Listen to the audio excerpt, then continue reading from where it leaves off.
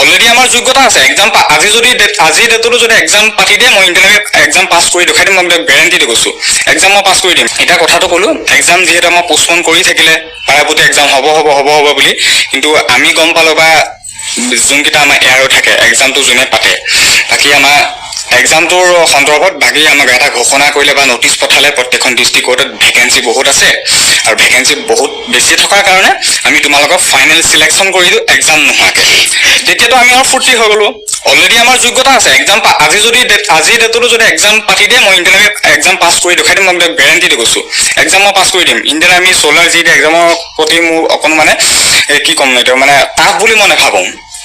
বাকী এক্সাম নোহোৱাকৈ আমাৰ চিলেকশ্যন কৰাই দিলে প্ৰত্যেক নিজৰ অসমৰ প্ৰায় 33খন তেতিয়া 35খন আছিলে 35খন ডিষ্ট্ৰিক্টৰ প্ৰত্যেক ডিষ্ট্ৰিক্টতে মানে হেৰি গ'ল নটিচ গ'ল যে ইমানখিনি কেণ্ডিডেট চিলেকশ্যন হৈছে প্ৰত্যেক ডিষ্ট্ৰিক্টৰে আমাৰ নগাঁও ডিষ্ট্ৰিক্টত আছিলে 182 জন